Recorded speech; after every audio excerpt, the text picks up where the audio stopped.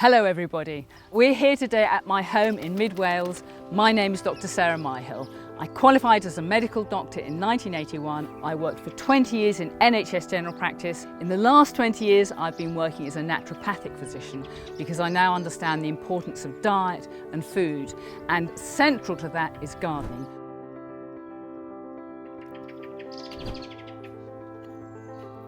We're going to learn today how gardening is so good for our mental and our physical health. So I can show you how vital good food is for our gut microbiome, for our physical prowess and our energy, for heart health, for liver health, and gardening is so good for our brains. It's so good for the chemistry of the brain, it's so good for our senses, it's so good for our balance, for our coordination, and it's so good for our emotions. Physically, we're out in the sunshine, we're stretching, we're bending all the time, so we're exercising the whole of our body. It benefits us in all so many ways. You've just got to go out there and do it.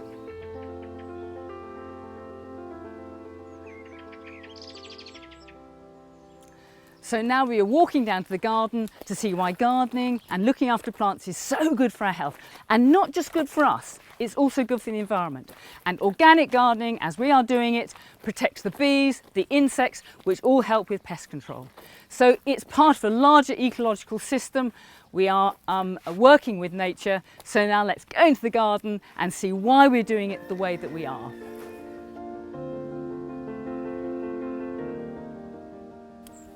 So, gardening is so good for our microbiome. And what is our microbiome? It is the forgotten organ of the body.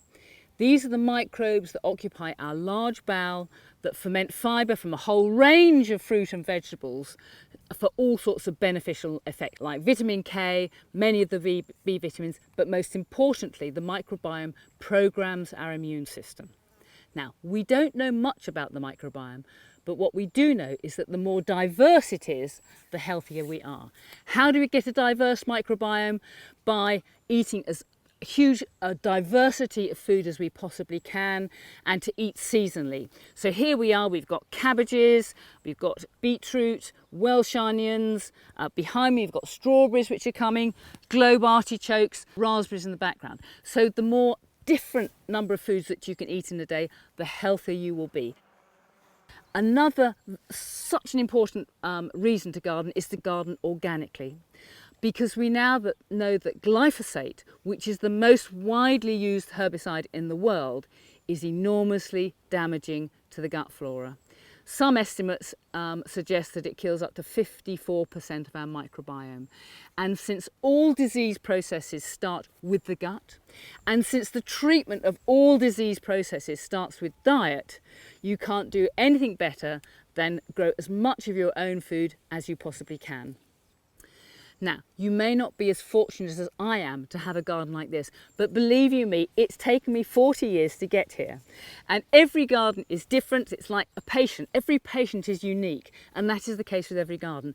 But we can all start with something, whether that's window boxes, the edge of the garden, use up a little bit of lawn, or whatever. There are many ways we can achieve this, but the more you can do, the better. And if I had a small patch, I would start with just growing lots of herbs, because they're very easy to grow. They add hugely to the diversity of our diet, and they're absolutely delicious in salads. And I've got various herbs, tucked around the garden that we can look at. My generation were brought up on a book called Silent Spring by Rachel Carson, and she illustrated how damaging pesticides are to our health. They're carcinogens, they're mutagens, and they accelerate the aging process. This became part of my medicine because when I moved to the Welsh borders, I was seeing many farmers who'd been poisoned by organophosphate sheep dips. And organophosphates are used widely for growing all crops, and don't forget, glyphosate is an organophosphate. Organophosphates inhibit energy generation, and if you inhibit energy production, you start off with the symptom of fatigue, but then that progresses to organ failures, and chemicals are also known carcinogens. So it has never been more important to eat organic. It's never been more important to know where your food is coming from. It's never been more important to source your food locally, because we have so much costs of transporting food all around the world. And all those are fabulous reasons to start in your own garden at a low level and build up to whatever you possibly can for your own personal great health.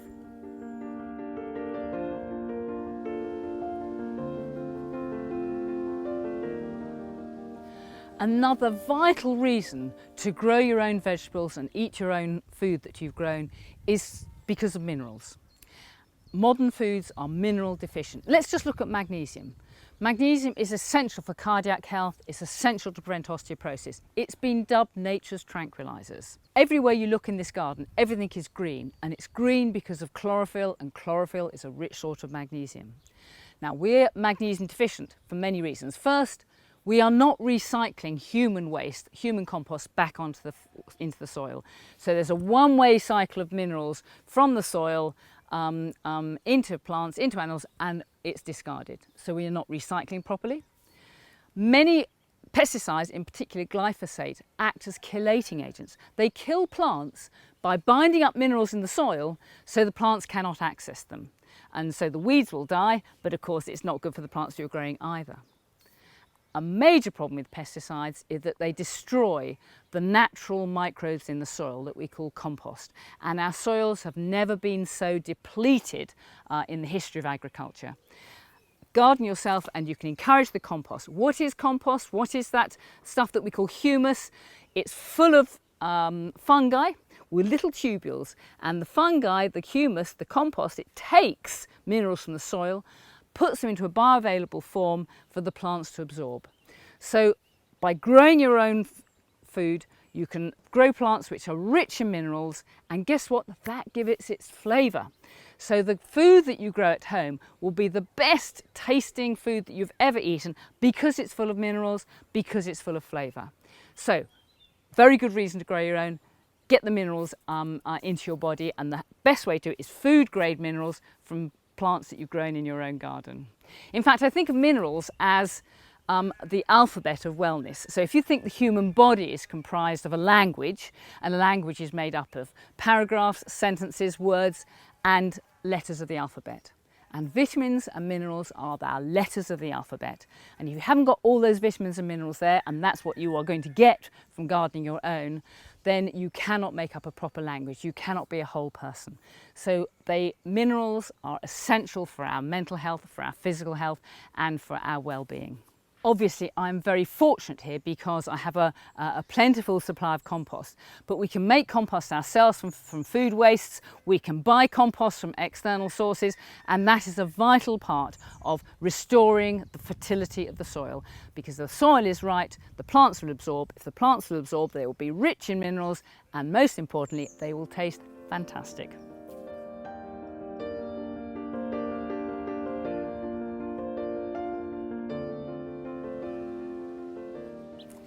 Mental health conditions are one of the worst treated conditions in Western medicine.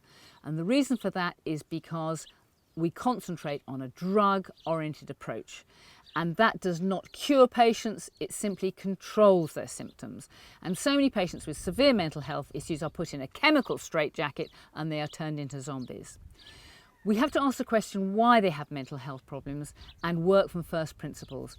And one of the ways we know it's well established that these patients can be helped is by getting them out into nature, getting into the garden, getting into nature, getting your hands into the soil, where suddenly people find that there's a value, there's a worth in their life, there has a project that is their responsibility, that's peculiar to them, and only they can make it work or otherwise, has a massively empowering effect on people's health. So gardening for mental health, to de-stress, as a therapy, to help people come off toxic drugs is a fantastically useful tool. One of the major physical benefits of gardening is you are employing every muscle of your body to lift, push, move, hoe, harrow and crop. Gardening is incredibly good for our physical health because the business of gardening exercises every muscle in the body, whether you are moving wheelbarrows, creating compost, hoeing, planting, weeding. You are constantly wielding tools, bending, stretching, and using the body. And this is good for anybody of any age any time of the year. There are always jobs to be done. And I know at the end of my gardening session, not only will I be physically fitter, I will be mentally relaxed, I will be hugely satisfied by the work that's been done and the produce that's coming into the house. Thank you for joining me today. I hope you've enjoyed today as much as I have. I hope that we have given you the why it is so important, why it is so good for our health. Please like, please subscribe if you enjoy what we are presenting, because we are doing more work. And next episode we'll look at the how we go about putting in place the interventions you need to improve your health from gardening. If you have any ideas that you want to feed back with, please put them in the comments box. We're always open to ideas. All gardens are individual, and we will try and pick up on those and respond to those in future episodes. So look forward to seeing you again.